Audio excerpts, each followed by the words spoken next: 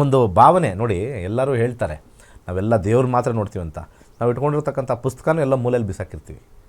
ಅದರಲ್ಲಿ ಎಷ್ಟು ಅರ್ಶನಾಗಿಗಳಾಗಿರುತ್ತೋ, ಎಷ್ಟು ಕುಂಕುಮಗಳಾಗಿರುತ್ತೋ, ಅದು ಮುಟ್ಟಕ್ಕೂ ಒಂಥರ ಅದು ಹೈಯೆಸ್ಟ್ ಬ್ಯಾಕ್ಟೀರಿಯಾ ಜರ್ಮ್ ಅದರ ಮೇಲೆ ಇರ್ಬೋದು ಅನಿಸುತ್ತೆ. ಸೊ ಅದು ಒಂದು ಕಡೆ ಇರಲಿ, ಅದನ್ನು ನೀವು ಕರೆಕ್ಟಾಗಿ ನೋಡ್ಕೊಳ್ಳಿ. ಅಷ್ಟಮಿ ಯಾಕೆ ಇದೊಂದು ಮಾತು ಹೇಳ್ತಾ ಇದ್ದರೆ, ಬೇರೆ ಇನ್ನೂ ಎಷ್ಟೊಂದು ತಿಥಿಗಳಿದ್ದಾವೆ.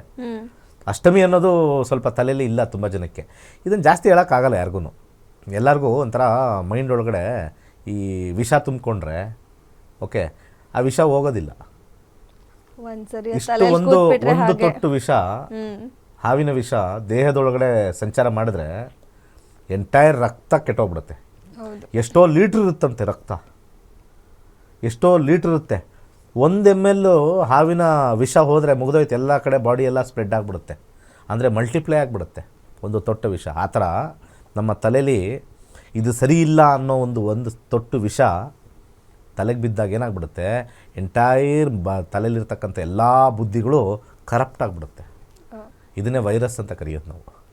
ಸೊ ಈ ತಿಥಿ ಚೆನ್ನಾಗಿಲ್ಲ, ಆ ತಿಥಿ ಚೆನ್ನಾಗಿಲ್ಲ ಅಂತ ಹೇಳಿ ನಿಮ್ಮಲ್ಲೇ, ನಿಮ್ಮ ಹೆಂಗಸರಲ್ಲಿ, ಗಂಡಸರಲ್ಲಿ, ಹಿರಿಯರಲ್ಲೇ ಏನೇನೋ ಮಾತಾಡಿಕೊಂಡು ಗಬ್ಬೆಬ್ಬಿಸ್ಕೊಂಡಿರೋದು ನೀವೇನೆ.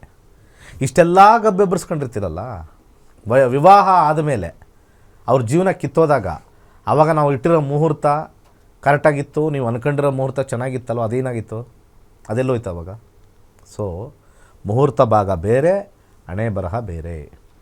ನೀವು ಯಾವುದೇ ಮುಹೂರ್ತ ಅತ್ಯುತ್ತಮ ಅಂದ್ಕೊಂಡಿರಿ, ಅದನ್ನಿಟ್ಟರೂ ಕೂಡ ವಿವಾಹ ಜೀವನ ಅಥವಾ ನಿಮ್ಮ ಮನೆ ವಿಚಾರ, ಗೃಹಪ್ರವೇಶ ವಿಚಾರ ಅಥವಾ ನಿಮ್ಮ ಗಾಡಿ, ನೀವು ಏನೇನು ಮಾಡ್ತೀರೋ ಎಲ್ಲನೂ ಕೂಡ ಇಂಪಾರ್ಟೆಂಟ್. ಯಾಕೆ ಇವತ್ತು ಮುಹೂರ್ತಕ್ಕೆ ಬಂದೆ ಅಂದರೆ, ಧನುರ್ಮಾಸ ಪ್ರಾರಂಭ, ಕರೆಕ್ಟ್ ಅಲ್ವಾ? ಹೌದು. ಜನಕ್ಕೆ ತಲೆಯಲ್ಲಿ 16ನೇ ತಾರೀಕು ಆದಮೇಲೆ ಜನವರಿ 15ವರೆಗೂ ಏನೂ ತಗೊಳ್ಳೋಂಗಿಲ್ಲ. ತಿನ್ನೋದು ಬಿಟ್ಬಿಡಿ. ಧನುರ್ಮಾಸದಲ್ಲಿ ನಮ್ಮ ಮನಸ್ಸುಗಳು ಪರ್ಚೇಸ್ ಕಡೆ ಹೋಗಬಾರ್ದು ಅಂತ ವಿಚಾರ. ಅಂದರೆ ಆಧ್ಯಾತ್ಮಿಕ ಚಿಂತನೆಯಲ್ಲಿ ಇರ್ತಕ್ಕಂಥವ್ರಿಗೆ ಭೌತಿಕ ಚಿಂತನೆಗಳು ಬರಬಾರ್ದು. ನಮ್ಮಲ್ಲಿ ಈ ಹಿಂದೂ ಧರ್ಮದಲ್ಲೇ ಅತಿರೇಕಕ್ಕೆ ಹೋಗಿರ್ತಕ್ಕಂಥದ್ದು, ನಾನು ಸ್ವಲ್ಪ ಈ ಶಾಸ್ತ್ರ ಗೀಸ್ತ್ರೆಲ್ಲ ನಾವು ನೋಡಿದಾಗ ನಾವು ಅತಿರೇಕಕ್ಕೆ ಹೋಗಿದ್ದೀವಿ. ನಮ್ಮ ಧರ್ಮದಲ್ಲಿರ್ತಕ್ಕಂಥ ಅನೇಕ ವಿಚಾರಗಳು ಗ್ರೇಟ್ ಇರ್ಬೋದು, ಆದರೆ ಅತಿರೇಕಕ್ಕೆ ಹೋಗ್ತಕ್ಕಂಥ ಚಾನ್ಸಸ್ ಜಾಸ್ತಿ ಇರುತ್ತೆ. ಇವಾಗ ನೋಡಿ, ಎಲ್ಲ ಬಿಸ್ನೆಸ್ ಡೌನ್ ನಾಳೆಯಿಂದ. ಹೌದು, ಏನು ಮಾಡಲ್ಲ, ಎಲ್ಲ ಬಿಸ್ನೆಸ್ ಡೌನು. ಆದರೆ ಸಂಬಳ ಮಾತ್ರ ಬೇಕು ನಿಮಗೆ ಅಲ್ವಾ? ಸಂಬಳ ಮಾತ್ರ ಬೇಕು.